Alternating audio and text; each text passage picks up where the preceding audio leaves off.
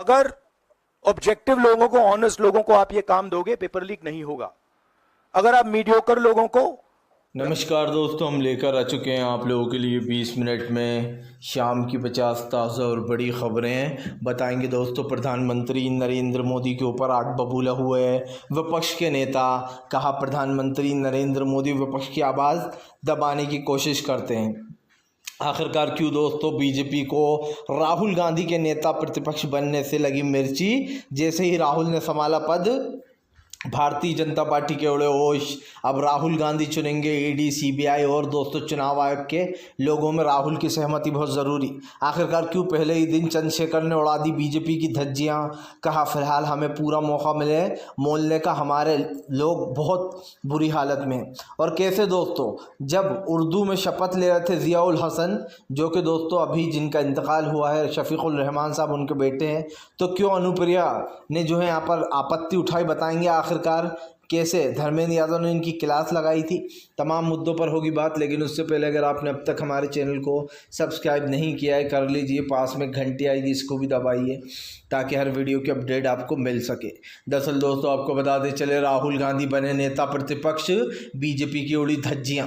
आपको बताते चले दोस्तों, इस बार विपक्ष किसी भी हालात में बीजेपी से कम नहीं है और विपक्ष की वो एक चेहरे की हंसी मुस्कान और विपक्ष का वो ताकत भी देखी जा सकती है जो वो फील कर रहा है सदन में बैठकर। पिछली बार हमने देखा था 2014-2019 में विपक्ष के पास इतनी पावर नहीं थी जो आज है दोस्तों।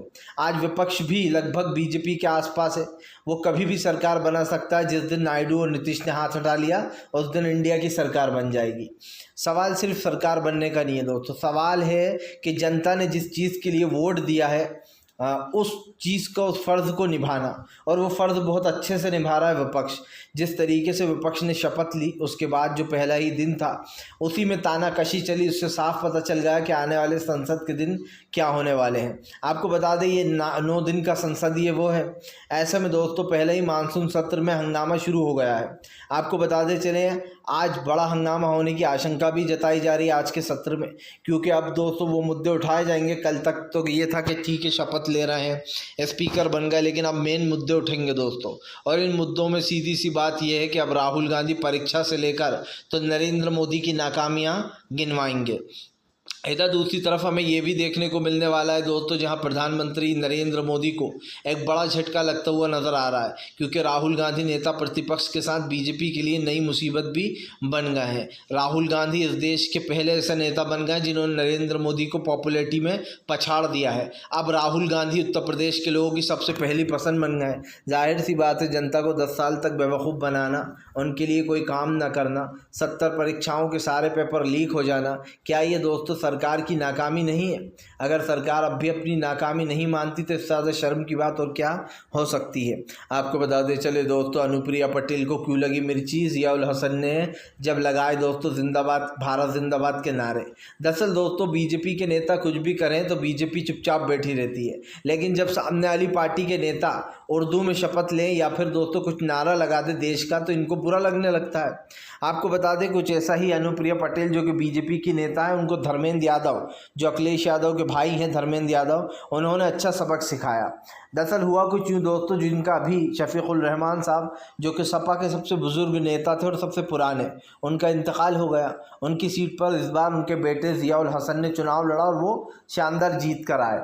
जिसके बाद दोस्तों जब वो शपथ ले रहे थे उन्होंने उर्दू में शपथ ली, और उसके बाद उन्होंने शपथ लेने के बाद जो यहाँ पर ज़ियाउल हसन ने नारा लगाया। आपको बताते चले ज़ियाउल हसन ने पूरी शपथ ले ली थी, और उसके बाद उन्होंने जो है समाजवाद जिंदाबाद इनका और जो है भारत जिंदाबाद और जो है यहाँ पर दोस्तों संविधान जिंदाबाद के नारे लगाए। ये 3 नारे लगाए जो है यहाँ पर उन्होंने। जिसके बाद अनुप्रिया पटेल को पता नहीं क्या हुआ, कहने लगी कि ये चीज़ को रुकना चाहिए, ये जो ट्रेंड शुरू हुआ है। तब धर्मेंद्र यादव उठ खड़े हुए और उन्होंने कहा कि अगर तुम बोलने की हिम्मत रखते हो तो सुनने की भी हिम्मत रखो। और वैसे भी दोस्तों इस नारे में क्या गलत है भाई, समाजवाद जिंदाबाद हिंदुस्तान जिंदाबाद दोस्तों, और हिंदुस्तान का संविधान जिंदाबाद। ये तो हमारे देश के लिए गर्व की बात है अगर कोई ऐसा नारा लगा रहा है तो।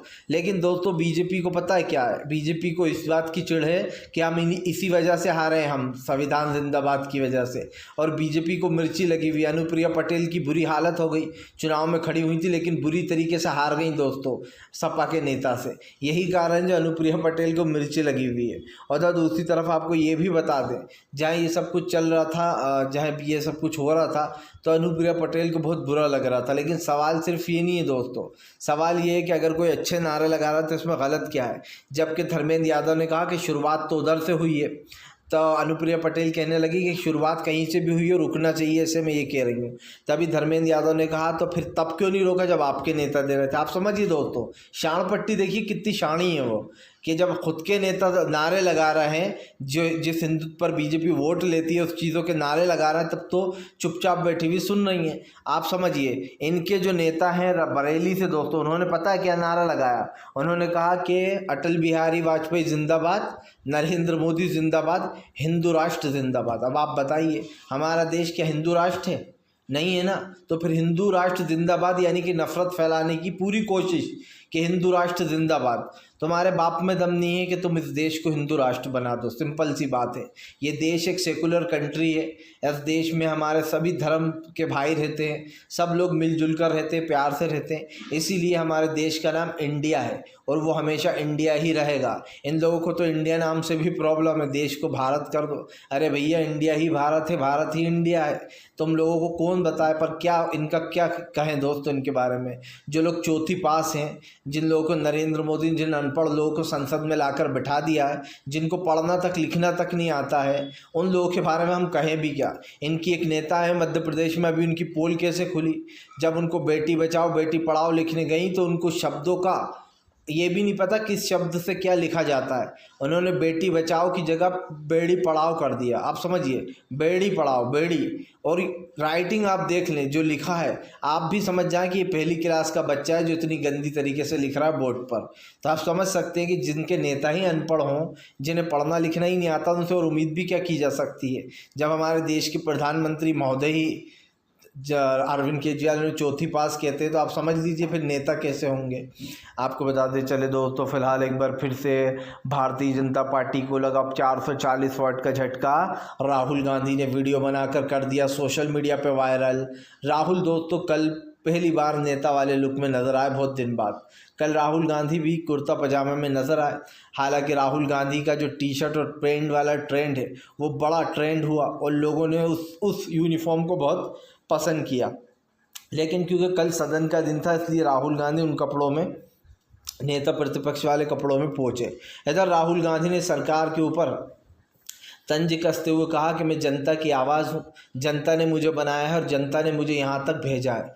राहुल गांधी ने भावुक अपील करते हुए कहा कि मैं जनता के लिए लड़ूंगा। राहुल ने यह भी कहा कि हमने जो वादे आपसे किए हैं वो वादे भी हम पूरे करवाने की कोशिश करेंगे। देखिए दोस्तों, जाहिर सी बात है अभी इंडिया गठबंधन सत्ता में नहीं है। अगर वो सत्ता में होता तो वो सारे वादे पूरे करता जो उसने किए हैं, जैसे 1 लाख रुपए हर महीने हर साल हर गरीब महिला के खाते में। लेकिन दोस्तों क्योंकि अभी इंडिया की सरकार नहीं बनी, नीतीश और नायडू ने बीजेपी का साथ दिया, इसलिए बीजेपी बैसाखियों के सहारे सदन में बैठी हुई है। भाई कुछ लोग तो ऐसे भी हैं, गृह मंत्री अमित शाह का बेटा जिसको दोस्तों सही से पढ़ना लिखना भी नहीं आता, उसको बीसीसीआई का चेयरमैन बना रखा है। इन लोगों ने अपने बच्चों को अच्छी जगह फिट कर रखा है, इसीलिए तो इनका लालच ये है कि ये कभी सत्ता से जाए ना। और दोस्तों नरेंद्र मोदी ने हाथ पैर तक जोड़ लिया अपनी सरकार बनाने को। कभी जो इंसान किसी के साथ फ़ोटो तक नहीं खिंचवाता था दोस्तों, वो इंसान झुक झुक कर लोगों के साथ फ़ोटो खिंचवाना पड़ रहा है, उन्हें आगे रखना पड़ रहा है नायडू और नीतीश को। ये नरेंद्र मोदी की सबसे बड़ी हार है। और दोस्तों उन लोगों को क्या दिया गया है ये तो खैर ये सरकार ही जाने, क्योंकि जाहिर सी बात है स्पीकर पद तक छोड़ दिया नायडू और नीतीश ने। तो आप समझ सकते होंगे कि उन्हें कोई बड़ा तोहफ़ा दिया गया है, वो तोहफ़ा क्या है ये आप सब समझते हैं, कुछ ज़्यादा ही दे दिए गए लगता है दोस्तों। इसीलिए तो जो है यहाँ पर दोनों का मुंह बंद हो गया है। लेकिन जनता का मुंह बंद नहीं होगा। जो लोग बीजेपी को सपोर्ट कर रहे हैं, जिन लोगों ने जनता के नकारने के बाद भी बीजेपी की सरकार बनवा दी, उन लोगों को दोस्तों भारी नुकसान झेलना पड़ेगा। जनता उन लोगों को भी हरा देती है जो बीजेपी का साथ देते हैं, और अब की बार ये हमें साफ देखने को मिला। आने वाले चुनाव उससे भी ख़तरनाक होने वाले हैं। लिख कर ले लीजिए, भारतीय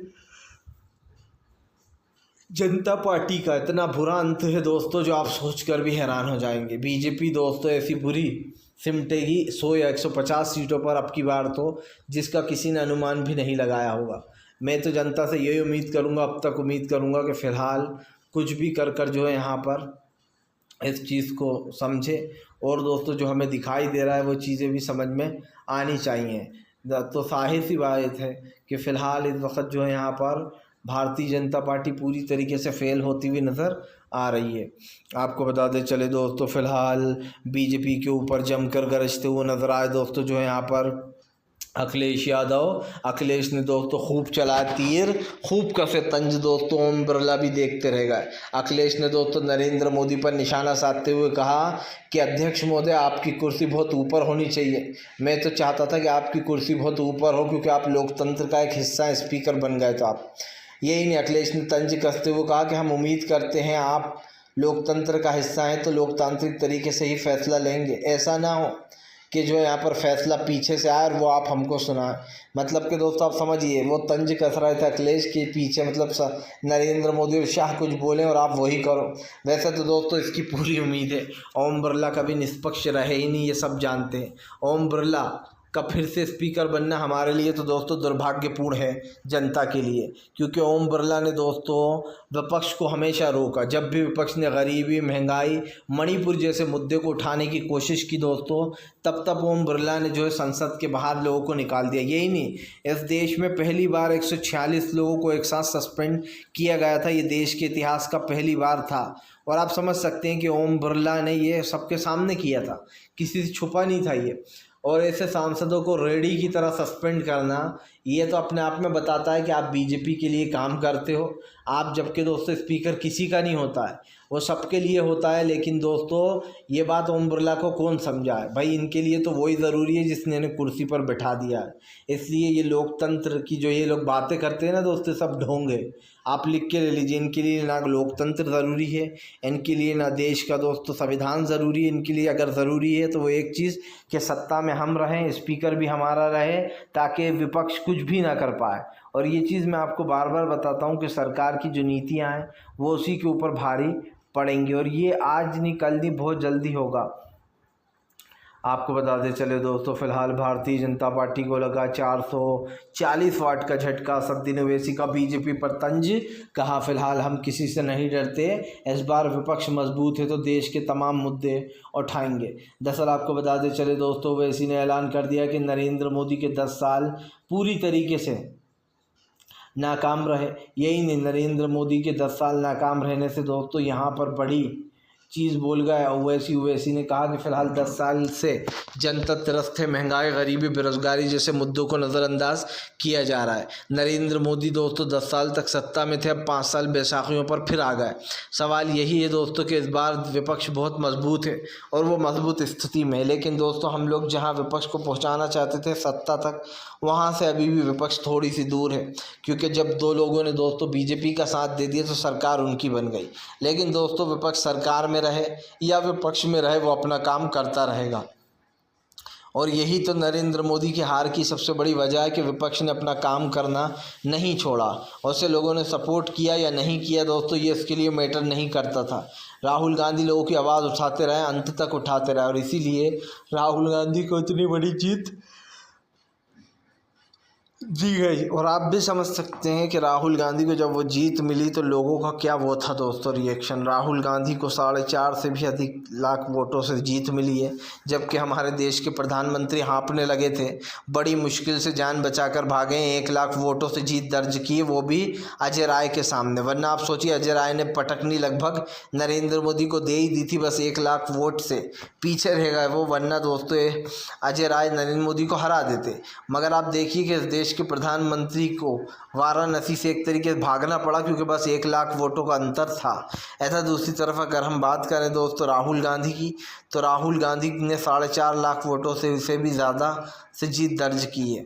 और भी ऐसे नेता हैं जिन्होंने एक बड़ा अपना वो बनाया था यहाँ पर दोस्तों, ख़ास करके रिकॉर्ड, और ये रिकॉर्ड लोग देखकर हैरान थे। एक तो ऐसे नेता हैं कांग्रेस के असम के दोस्तों, जिन्होंने 10 लाख वोटों से मुस्लिम नेता ने जीत दर्ज की है, और ये सबसे बड़ा रिकॉर्ड है। आप समझ सकते हैं 10 लाख वोट कितने होते हैं, और इससे जीत हासिल करना मतलब जनता का प्यार देखिए आप कि जनता कैसा भरोसा करती है। और अगर कोई आपके लिए काम करता है, भरोसा करता है, तो उसके लिए काम भी करना चाहिए। इस बार विपक्ष पूरी मेहनत से, पूरी ज़रूरत से संसद में सवाल उठाएगा, चाहे वो नीट पेपर लीक हो या दूसरे मुद्दे हों। नरेंद्र मोदी के लिए दोस्तों कल बड़ी आसानी से ओम बिरला ने बीजेपी का एजेंडा चलाया कि इंदिरा गांधी ने जो वो लगाया था, आपातकाल घोषित कर दिया था, काला दिन है आज। नरेंद्र मोदी ने, याद है आपको, परसों कहा था कि कल 25 तारीख है, याद होगा क्या हुआ था। नरेंद्र मोदी जानबूझ के इंदिरा गांधी को नीचा दिखाने की कोशिश करते हैं, और इंदिरा गांधी के ज़रिए राहुल गांधी की फैमिली को। लेकिन दोस्तों पड़ता दाव उल्टा है, उल्टा नरेंद्र मोदी की जो एक वो है छवि, वो बिगड़ती चली जा रही है। क्योंकि अब तो सब जान चुके हैं कि ये जो महाशय हैं हमारे देश के प्राइम मिनिस्टर, वो सिर्फ धर्म के आधार पर ही चुनाव लड़ना जानते हैं। कभी किसी से ये नहीं कह सकते उन्होंने कि हमने इतनी नौकरियां दी, इतना रोज़गार दिया। अगर वो किसी से कुछ कह सकते हैं तो बस एक ही चीज़ कि हमारा वो कहाँ कपड़े, तमाम चीज़ें जो हैं वो ये साफ दिखाई दे रही हैं कि सरकार की नीतियाँ फेल होती जा रही हैं। और नरेंद्र मोदी सिर्फ एक चीज़ जानते हैं, गोदी मीडिया को अपना इंटरव्यू देना। क्योंकि वो गोदी मीडिया तो सिर्फ वही पूछता है जो नरेंद्र मोदी स्क्रिप्ट में लिख कर देते हैं। जैसे फिल्मी हीरो नहीं होते, उन्हें डायलॉग लिख दिए जाते हैं, बस यही डायलॉग बोलना है। बस वैसे ही दोस्तों नरेंद्र मोदी को भी 1-2-3 डायलॉग दे दिए जाते हैं। अब आपने देखा कभी किसी मीडिया चैनल पर, किसी मीडिया चैनल ने खुलेआम नरेंद्र मोदी से पूछ लिया हो कि महंगाई गरीबी इतनी बढ़ रही है, उसके लिए आप क्या कर रहे हैं? अभी एक चैनल ने एक बार पूछ लिया था, अभी चुनाव के दौरान जब नरेंद्र मोदी ने न्यूज़ 20 को दिया था, तब पत्रकार ने पूछ लिया कि भाई गरीबी बढ़ती जा रही है। तो नरेंद्र मोदी का जवाब सुनकर लोग हैरान रह गए। उन्होंने कहा तो मैं क्या करूं, क्या मैं सबको गरीब बना दूं? अगर कोई अमीर है, अडानी जैसे लोग, तो क्या उन्हें भी गरीब बना दूं? मतलब आप समझिए, सवाल तो कुछ और था कि देश में गरीबी कैसे मिटाई जाए, अमीर और अमीर हो रहा है, गरीब और गरीब हो रहा है, ये सवाल था। लेकिन यहाँ तो नरेंद्र मोदी का जवाब ही उलट आया, जिसको लेकर लोग भी हैरान थे कि ये क्या सवाल था और क्या जवाब दिया जा रहा है। तो इसको आप समझ सकते हैं कि फ़िलहाल क्या हो रहा है और क्या करना चाह रहे हैं ये लोग। आपको बताते चले दोस्तों, पहले ही दिन संसद के अंदर गरजे चंद्रशेखर आज़ाद, बोले मैं आज़ाद हूँ, तुम्हें सुनना पड़ेगा। दरअसल चंद्रशेखर आज़ाद ने दोस्तों पहले ही दिन जंग छेड़ दी और साफ कह दिया है कि फ़िलहाल हमारा लोग बहुत मुश्किल और बहुत परेशानियों में। क्योंकि दोस्तों चंद्रशेखर आज़ाद जहाँ से आते हैं वो दलित अति पिछड़ों से आते हैं, और ऐसे में दोस्तों वहाँ पर आपको पता ही है कि गरीबी की क्या हालत हो चुकी है। ऐसे में उन्होंने अब सवाल उठाना शुरू कर दिया। यही नहीं, चंद्रशेखर रावण ने साफ कहा कि जिन लोगों ने, जो भी जनता को सपोर्ट करते हैं और जनता जिन्हें सपोर्ट करती है उनके हम साथ हैं। तो ये चीज़ साफ़ हो जाती है दोस्तों कि फ़िलहाल सरकार की नीतियाँ पूरी तरीके से फेल हो चुकी हैं, और अब सरकार को समझ में नहीं आ रहा है कि वो क्या करेगी। आपको बताते चले दोस्तों, फ़िलहाल भारतीय जनता पार्टी के ऊपर जमकर भड़कते हुए नज़र आए दोस्तों जो है यहाँ पर अखिलेश यादव। दोस्तों अखिलेश ने बीजेपी के ऊपर निकाली भड़ास। दरअसल आपको बताते चले दोस्तों, अखिलेश यादव ने ऐलान कर दिया कि जो लोग भी बीजेपी के ख़िलाफ़ हैं, बीजेपी जिन लोगों के ख़िलाफ़ है उनके ख़िलाफ़ ही जनता है। क्योंकि दोस्तों जाहिर सी बात है, जनता तो उसका साथ देगी जो देश के लिए काम करेगा, और देश के लिए काम सिर्फ एक ही गठबंधन कर रहा है, वो है इंडिया गठबंधन। भले ही दोस्तों इंडिया गठबंधन आखिर मुकाम सत्ता तक ना पहुँच पाया हो, लेकिन इंडिया गठबंधन ने बीजेपी को पटकनी दे दी, उसको भी बहुमत के आंकड़े तक नहीं पहुंचने दिया। और ये जीत बहुत मायने रखती है। जब वो एक जीत हो जाए दोस्तों, तो आपको जो है यहाँ पर तमाम चीज़ों की बात सुननी चाहिए, और तमाम चीज़ें जो है यहाँ पर वो होनी चाहिए। तो ये चीज़ तो साफ़ हो जाती है कि फ़िलहाल नरेंद्र मोदी चाहे कुछ भी करें, इन मुद्दों पर दोस्तों सरकार को घिरना ही है। और सरकार जिस तरीके से घिरी हुई है, उससे एक चीज़ तो साबित हो गई है कि फ़िलहाल सरकार की नीतियाँ पूरी तरीके से दोस्तों फेल हो चुकी हैं। और ये आप भी जानते हैं कि फ़िलहाल सरकार क्या कर रही है और क्या कर सकती है। फ़िलहाल दोस्तों वीडियो अच्छा लगे तो कृपया इसको लाइक करिएगा और चैनल पर पहली बार आए तो सब्सक्राइब भी करिएगा, क्योंकि हम आपके लिए इस तरीके के वीडियोस लाते रहते हैं। आज जब इस मीडिया के दौर में दोस्तों तमाम मीडिया झूठ फैला रहा है।